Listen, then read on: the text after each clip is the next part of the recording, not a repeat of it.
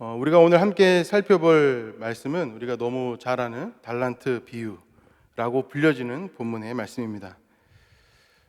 이 말씀은 우리가 성경 가운데 가장 잘 아는 말씀 가운데 하나라고 볼 수 있는데 또 가장 많이 오해하는 말씀 가운데 하나입니다. 가장 먼저 그 용어에 대한 말씀을 조금 드리고 싶은데 영어에서 탤런트라는 단어가 있습니다. 이것은 영어이고 재능이라는 뜻입니다. 이미지를 좀 띄워주시죠. 그리고 우리가 오늘 이 본문에서 보고 있는 이 달란트라는 단어는 영어가 아니라 헬라어이고 무게를 재는 단위입니다. 이 이야기는 무슨 말인가 하면 두 단어가 완전히 다른 단어이고 발음이 조금 비슷하다라는 것입니다. 또 예수님께서 제자들에게 여러 가지 말씀들을 하실 때에 비유로 말씀하셨습니다. 하나님의 비밀과 또 하나님의 뜻을 말씀하실 때에 예수님께서는 비유로 여러 차례 말씀을 하셨는데 예수님께서 비유로 말씀하신 이유는 어려운 이야기를 쉽게 전달하기 위해서였습니다. 근데 우리가 비유를 해석할 때에 주의해야 될 게 있는데 비유를 비유로 해석해야지 비유를 현실로 해석하면 사고가 나고 또 현실을 비유로 해석해도 사고가 납니다.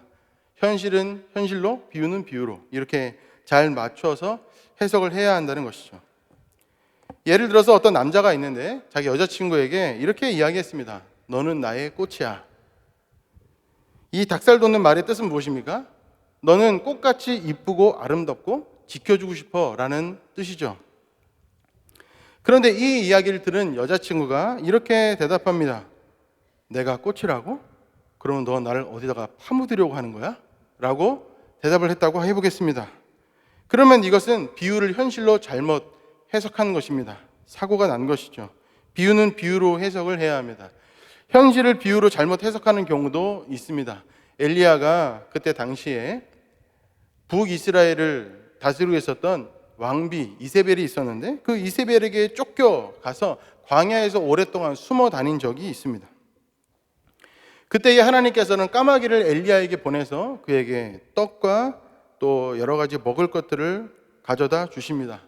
근데 어떤 사람이 이 본문을 해석하면서 성경에서 까마귀라고 한 사람은 사실은 까마귀가 아니라 사람이며 그 사람은 그때가 비가 오지 않는 오랫동안 비가 오지 않는 때이기 때문에 기후제를 지내러 나오는 이방 족속이라고 예를 들어서 해석을 만약에 한다면 그것은 현실의 이야기를 비유로 잘못 해석한 것입니다. 현실은 현실로 해석해야지 현실을 비유로 해석하면 이와 같은 궤변에 빠지게 된다는 것입니다. 이제 이와 같은 것들을 잘 참고하시면서 이제 이 달란트 비유를 함께 살펴보도록 하겠습니다. 달란트 이 비유는 우리가 14절부터 시작하는데 25장 1절에 본문에 보면 이렇게 말하면서 시작합니다. 그때에 천국은 마치 등을 들고 신랑을 맞으러 나간 열 처녀와 같다 하리니 25장에는 이 비유가 3개가 연속으로 나오는데 그 가장 첫머리가 이 문장입니다. 뭐라고 하냐면 천국은 마치. 무슨 말인가 하면 이 달란트 비유는 천국에 관련된 비유이고 그리고 이 천국이라고 하는 것은 공간복음에서 공통적으로 쓰는 하나님 나라를 의미한다라는 것을 먼저 우리가 분명하게 알아야 한다는 것입니다. 이제 조금 더 달란트 비유에 대해서 함께 살펴보도록 하겠습니다. 달란트 비유는 이렇게 시작합니다. 14절과 15절의 말씀인데요. 또 어떤 사람이 타국에 갈 때 그 종을 불러 자기 소유를 맡김과 같으니 각각 그 재능대로 한 사람에게는 금 5달란트를 한 사람에게는 2달란트를 한 사람에게는 1달란트를 주고 떠났더니 이렇게 이야기합니다. 이 본문을 보면 우리는 굉장히 놀라야 하는데 이유가 뭐냐면 주인이 자기의 소유를 자기 아들에게도 아니고 자기의 조카에게도 아니고 자기의 친척에게도 아니고 자기의 종에게 맡겼기 때문입니다. 그리고 또 이 주인이 그들에게 맡긴 이 소유는 그가 가지고 있는 소유의 아주 일부분이 아니라 그가 가지고 있는 전 재산일 가능성이 상당히 높다는 것입니다. 예수님 당시에 종은 늘 있었습니다. 어디에나 종이 있었습니다. 종이 하는 일은 무엇인가 하면 주인이 밖에 나갔다가 집에 들어오면 주인이 그 발에 묻은 그 너무나 많은 먼지들과 많은 오물들을 신발도 다 벗기고 발을 씻기는 것, 그것이 바로 종이 하는 가장 한 번도 빠지지 않고 매일마다 해야 하는 가장 대표적인 일 가운데 그것이 하나였습니다. 종이라고 하면 어떤 사람인가 하면 눈에 보이지 않는 쇠사슬에 묶여있는 사람과 같습니다. 주인이 보내주지 않으면 종은 어디에도 갈 수 없고 주인 마음대로 종을 내다 팔 수도 있습니다. 종에게는 윤리의식도 필요 없고 자기 주관도 필요 없습니다. 그저 주인이 시키는 것만 알아들으면 되는 것입니다. 역사적으로 보면 종은 말을 하는 것이 듣기 싫다고 종에게 말하는 법을 알려주지 않고 아주 어려서부터 말을 듣게만 하여서 말을 못하도록 했다는 기록도 있습니다. 또 옛날의 기록에 보면 종은 당나귀하고 똑같은데 당나귀는 사람 말귀를 못 알아듣고 종은 알아듣는다라고도 했습니다. 한마디로 종이라고 하는 것은 동물 취급당하고 생산수단 그 이상으로 취급되지 못하는 것이 종이었습니다. 늘 그렇게 인식되어져 왔던 것이 우리가 소위 부르는 종의 모습이었다는 것이죠. 그래서 부려먹고 부려먹다가 나중에 이제 나이가 들면 버리면 되는 그런 존재가 종이었다는 것이죠. 그런데 오늘 본문에서 이 주인은 종에게 자기의 재산, 그것도 전 재산에 해당하는 것으로 보이는 많은 재산을 그들에게 나눠줍니다. 그들에게 그것을 나눠줄 때에 그것은 생활비로 주는 것이 아니고 푼돈으로 준 게 아니고 자기의 소유의 모든 소유를 나눠서 그들에게 맡기는 것이죠. 보통 달란트라고 하면 이것은 무게를 의미하는데 지금이 약 35kg 됩니다. 금 한 달란트를 현재 시가로 하면 23억이 됩니다. 제가 4월 달에 확인했을 때는 22억이었는데 23억으로 올랐습니다. 2달란트는 그래서 46억이 되고 5달란트는 115억이 됩니다. 종들이 받았던 돈은 이와 같이 큰 돈이었습니다. 우리가 이제 세계 역사에서 근대 역사로 넘어가서 보면 세계에 여러 가지 무역들이 발생되어지는데 그 무역할 때에 무슨 돈을 쓰냐면 금을 씁니다. 왜 그러냐면 금은 잘 값이 떨어지지도 않고 모두가 가지고 있고 살려면 언제든지 살 수 있고 이렇게 할 수 있는 되게 안전한 통화였거든요. 서로 주고받을 수 있는 그런 도구였다는 것이죠. 그런데 어느 순간에 전 세계의 모든 나라들이 특히 선진국들을 중심으로 보통 그것을 근본위제라고 부르는데 금으로 무역하는 것을 포기하고 달러로 바꿉니다. 이유가 뭐냐 하면 여러 군데에서 금광이 많이 발견되어서 금값이 폭락했기 때문이에요. 제가 이 말씀을 드리는 이유는 무엇인가 하면 우리가 지금 시세로 이것이 23억, 46억, 115억인데 그때 당시에 예수님 당시에는 이와 같이 근대 시대의 여러 가지 금강들이 발견되어지고 이렇게 그것을 다 이렇게 채취할 수 있는 그런 기술들이 없었기 때문에 그때보다 이 금값은 더 높았을 것이라는 것이에요. 그러니까 우리가 알고 있는 이 금액, 이 달란트의 금액은 우리가 예상하는 것보다 훨씬 더 비싼 것이었다는 것이죠. 이 주인은 이 종들에게 자기의 재산을 이렇게 맡깁니다. 사실 근데 이것은 종들에게는 돈 이상입니다.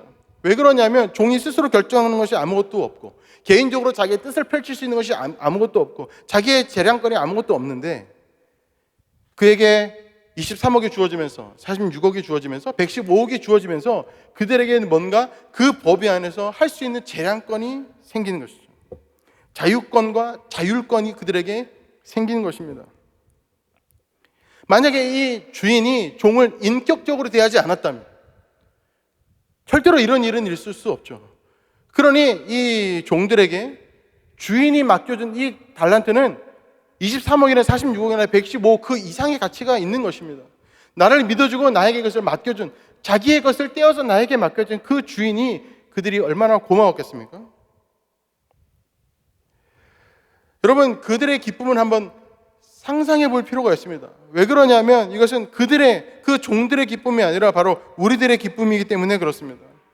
우리는 죄의 건세에 빠져가지고 하나도 자유롭지 못한 그런 삶을 살 수밖에 없는 사람들이었습니다. 우리의 영혼은 눈에 보이는 어떤 것들에 완전히 사로잡혀서 돈을 쫓고 권력을 쫓고 우리의 말초신경을 자극하는 쾌락을 쫓아갈 수밖에 없는 그런 사람들이었습니다.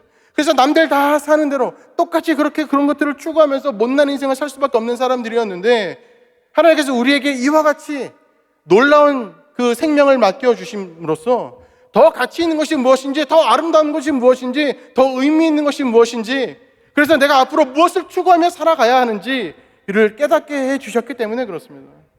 하나님께서 우리에게 그저 너가 생겨 먹은 대로 살아라 하시지 아니하시고 우리에게 그 숭고한 가치와 뜻을 깨닫게 하셔서 하나님의 나라를 추구하며 살아가도록 우리를 이끄셨다는 것입니다. 예수 그리스도를 믿음으로 우리가 모든 죄의 권세로부터 자유롭게 되어졌다라고 하는 것은 우리가 그저 물질적으로 육체적으로 그런 것들에만 판에 박힌 삶의 목표를 추구하면서 살아갈 수밖에 없는 사람들인데, 그보다 더 수준이 높고 그보다 훨씬 더 고상한 아름다운 삶의 가치를 추구하며 살아갈 수 있도록, 그래서 우리의 삶이 더 가치 있어지고 더 의미 있어지도록 하나님께서 우리에게 그것을 맡기셨기 때문입니다. 그러나 안타까운 것은 여전히 너무나 많은 그리스도인들이 하나님께서 우리에게 그런 것을, 놀라운 삶을 우리에게 맡기셨고 놀라운 사역을 우리 가운데 맡기셨고 놀라운 가치를 우리에게 맡기셨음에도 불구하고 더 하나님께서 기뻐하시는 좋은 자리로 나오지 않고 돈을 여전히 쫓고 삶의 안락함을 여전히 쫓고 명예를 여전히 쫓고 권력을 여전히 쫓으면서 살아가고 있다는 것입니다. 이와 같이 육체적인 것들을 막 추구하면서 그것을 많이 갖고 있는 사람들을 부러워하면서 그렇게 삶을 허비하고 시간을 허비하면서 살아가는 하나님의 사람들 너무나 많다는 것이죠. 부디 저와 여러분들에게 이와 같은 것들을 깨닫게 되는 은혜가 있기를 바랍니다. 25장 15절에 보시면 이렇게 말씀하고 있습니다. 각각 그 재능대로 한 사람에게는 금 5달란트를, 한 사람에게는 2달란트를, 한 사람에게는 1달란트를 주고 떠났더니, 주인이 각각의 종들에게 그 재능에 따라서 5달란트와 2달란트와 1달란트를 주고 떠났다는 것이죠. 우리는 여기서 의문을 가집니다. 왜 5달란트를 받은 사람이 있고 왜 1달란트를 받은 사람이 있을까? 왜 그럴까? 만약에 어떤 사람은 재능이 많아서 5달란트를 받았고 어떤 사람은 재능이 적어서 1달란트밖에 못 받았다면 그 달란트가 아무리 귀한 거라고 하더라도 배알이 꼴릴 수도 있지 않겠습니까? 차라리 내가 5달란트를 안 받을 바에는 1달란트를 안 받고 말지라고 하는 마음들을 가지는 분들도 있지 않겠습니까? 근데 만약에 이 대목에서 재능을 따라 라고 하는 이 말이 재능이 많고 적음을 말하는 것이 아니고 재능의 다름을 말하는 것이라면 어떻겠습니까? 만약에 그 3명의 종들 가운데 하나의 종은 보석을 기가 막히게 잘 보는 재능이 있는 사람이라고 하십시다. 그럼 이 사람은 해야 되는 건 뭐냐 하면 보석을 싸게 사가지고 보석을 잘 세공해서 비싸게 팔아야 되는 일일 것인데, 그 보석을 사려면 자본금이 더 많이 필요하지 않겠습니까? 그럼 그에게는 5달란트를 주는 것이죠. 근데 그거에 비해서 조금 적은 자본금이 필요한, 예를 들어서 좋은 섬유를 잘 보는 그런 재능이 있는 종이 있다고 하십시다. 그러면 그 종이 그 섬유를 잘 보고 좋은 섬유를 사가지고 잘 가공해서 비싸게 팔아야 될 것인데, 그럼 그에게 필요한 것이 만약에 1달란트면 충분한데 그에게 5달란트를 준다면 맞지 않지 않겠습니까? 많은 자본금이 필요한 일에 재능을 가진 사람이 5달란트가 그래서 필요한데 1달란트만 주어지는 것도 맞지 않는 것 아니겠습니까? 우리가 삶을 살아가다 보면 여러 가지 재능이 필요합니다. 하나님께서 이 땅 가운데 우리를 부르실 때에도 여러 가지 재능으로 우리를 부르십니다. 근데 어떤 재능들은 눈에 띕니다. 어떤 재능들은 다른 사람들의 부러움을 삽니다. 근데 어떤 재능들은 그렇게 화려하지 않고 오히려 초라합니다. 다른 사람들 보기에 별로 부러움을 사지 않습니다. 그래서 그것은 귀한 것이고 이것은 덜 귀한 것이고 그런 것이 되겠습니까? 결코 그렇지 않다는 것입니다. 사람의 눈으로 보았을 때 그것은 5달란트로 보이고 어떤 것은 1달란트로 보이지만 하나님께서 보시기에 그것은 똑같은 하나님의 귀한 일이라는 것이죠. 5달란트도 하나님의 소유요, 2달란트도 하나님의 소유요, 1달란트도 하나님의 소유라고 하는 것이죠. 하나님께서 우리에게 맡기신 일은 이와 같이 다 귀하다는 것입니다.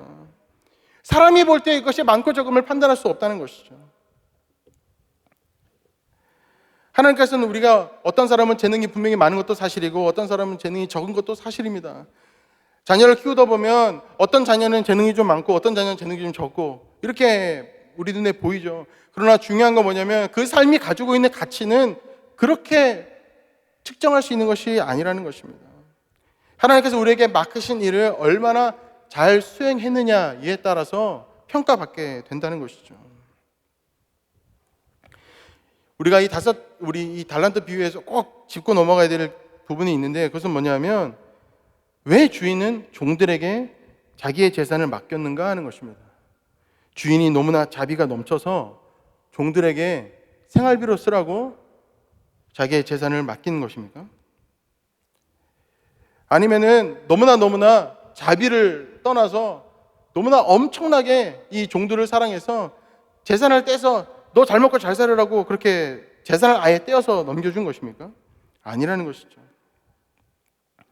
주인이 자신의 재산을 종들에게 떼어준 그 목적이 무엇인지는 25장 19절과 27절에 잘 나타나 있습니다.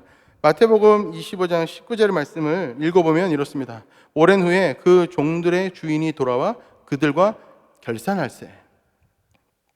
27절에 보시면 그러면 내가 마땅히 내 돈을 취리하는 자들에게 맡겼다가 내가 돌아와서 내 원금과 이자를 받게 하였을 것이니라 하고, 무슨 말인가 하면 주인이 그들에게 종들에게 그 재산을 맡긴 이유는 딱 한 가지였습니다. 그것은 무엇인가 하면 자기의 돈을 가지고 그 돈을 분리라는 것이죠.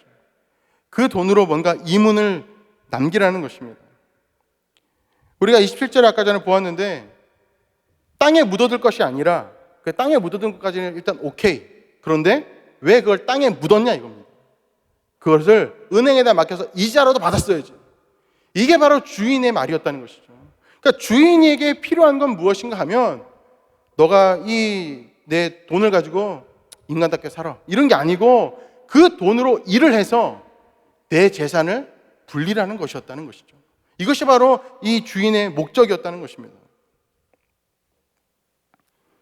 여기서 우리가 핵심이 있는데 그것은 뭐냐면 언젠가 반드시 결산할 때가 있다는 것입니다. 여러분, 이 비유에서의 주인은 누구입니까?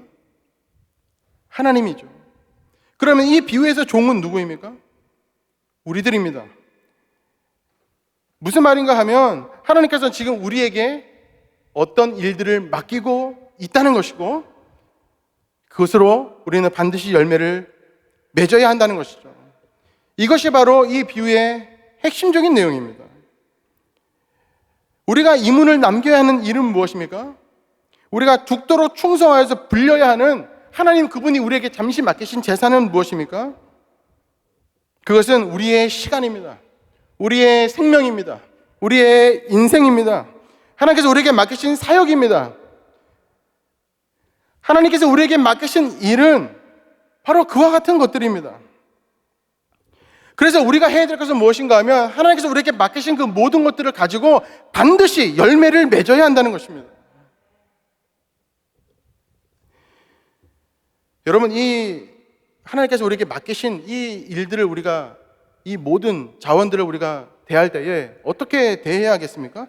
5달란트와 2달란트와 1달란트를 받은 종은 이렇게 했습니다.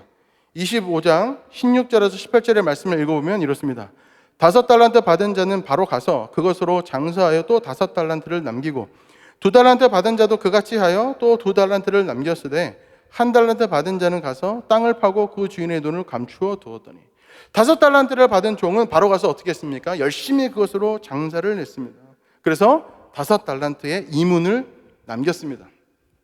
2달란트를 받은 자도 열심히 5달란트 받은 사람처럼 똑같이 가서 열심히 일을 해서 2달란트의 이문을 남겼습니다. 근데 문제의 이 1달란트 받은 이 종은 어떻게 했는가 하면 안타깝게도 그것으로 아무것도 하지 아니하고 그저 밭에 감추어 놓기만 하였습니다. 유지하였다는 것이죠. 이제 주인의 그 결산하는 날이 왔습니다. 여러분, 여기서 중요한 건 뭐냐면 이 날은 반드시 온다는 것입니다. 이 시대의 그리스도인들은 이 사실을 잘 알려고 하지 않습니다. 오히려 부인하려고 합니다. 내가 인생을 이렇게 하나님께서 원하시는 대로 살지 않고 내 마음대로 내가 원하는 대로 선택하고 판단하면서 이렇게 살아서 나중에 죽고 나서 하늘 나라 가면 하나님께서 야, 수고했다, 너무 잘했다, 와서 쉬어라 라고 생각할 것이라고 막연하게 생각합니다. 잘했다, 수고했다, 칭찬만 하시고 기쁨만 하실 것이라고 생각합니다. 그런데 오늘의 이 말씀을 보면 과연 그런지 한번 우리가 함께 살펴보겠습니다. 마태복음 25장 20절에서 23절의 말씀입니다.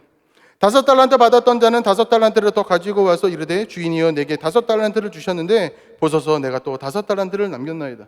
그 주인이 이르되 잘하였도다 착하고 충성된 종아 내가 적은 일에 충성하였음에 내가 많은 것을 내게 맡기리니 내 주인의 즐거움에 참여할지어다 하고 2달란트 받았던 자도 와서 이르되 주인이여 내게 2달란트를 주셨는데 보소서 내가 또 2달란트를 남겼나이다.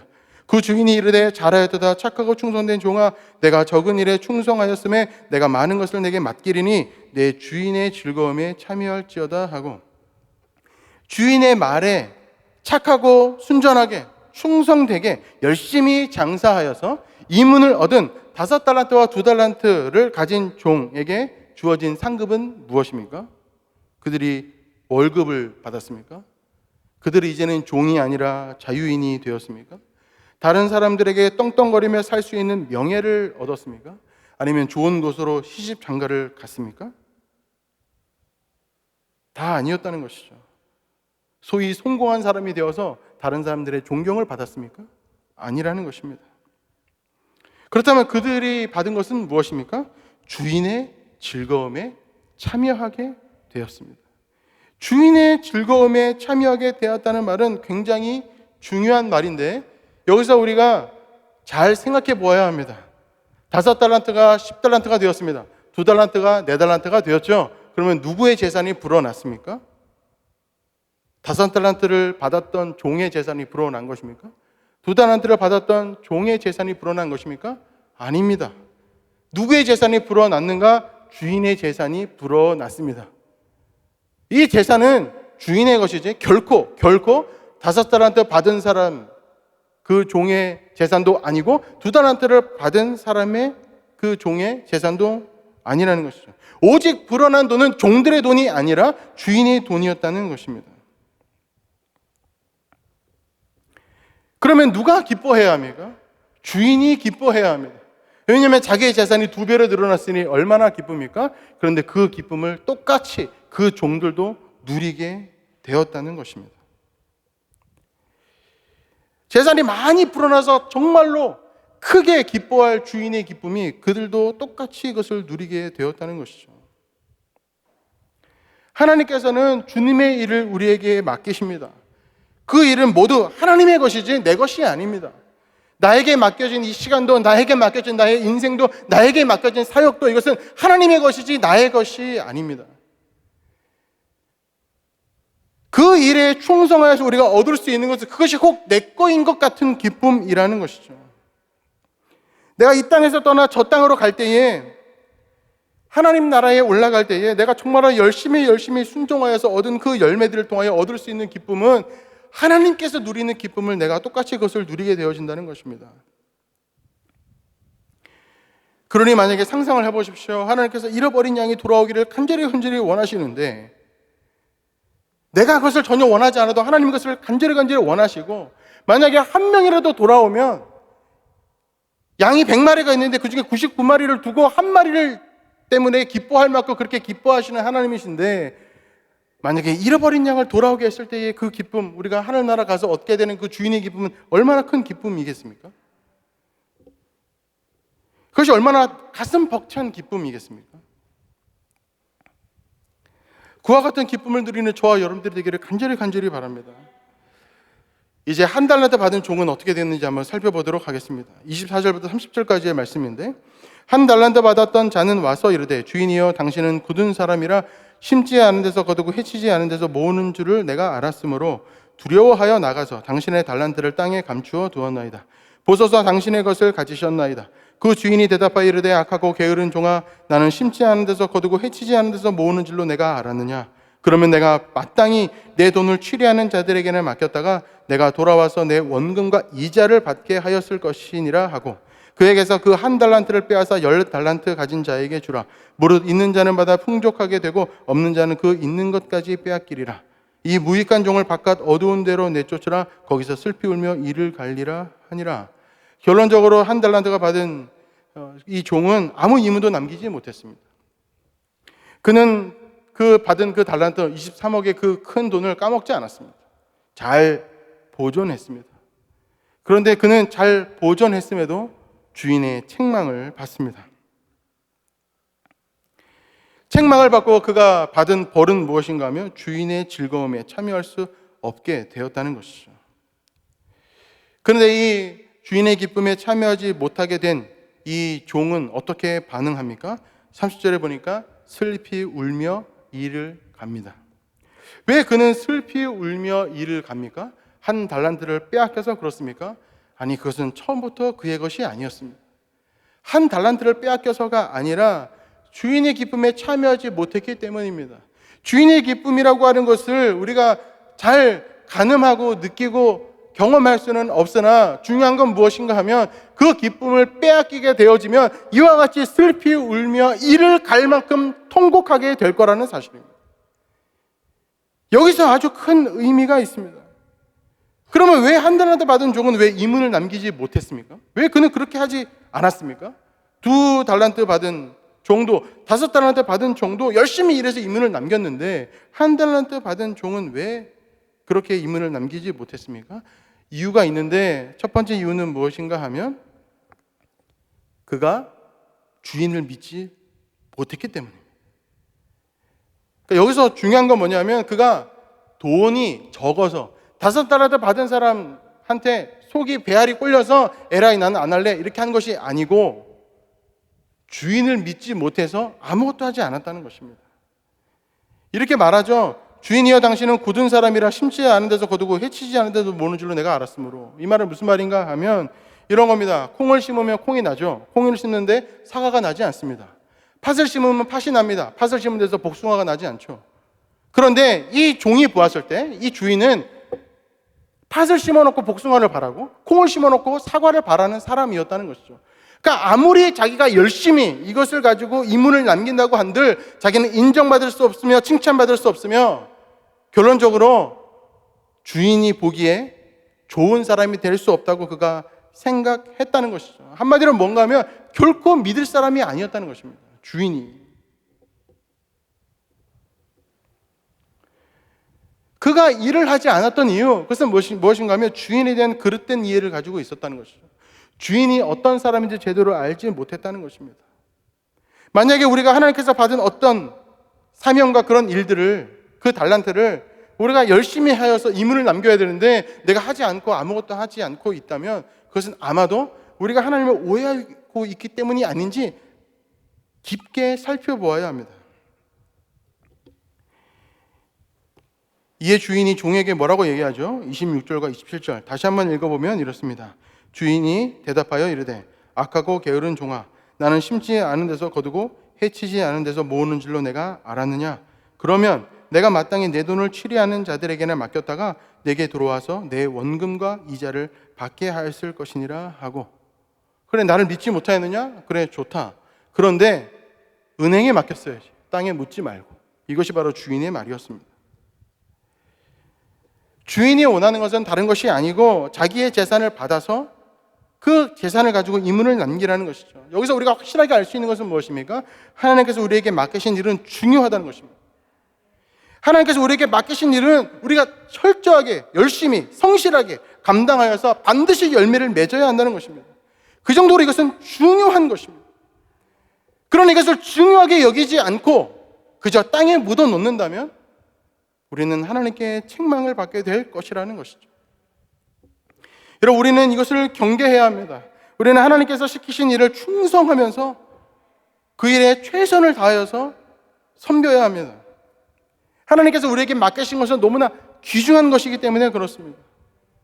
우리는 그 일을 통하여서 하나님께서 그 맡기신 그 달란트를 통하여서 반드시 열매를 맺어야 합니다.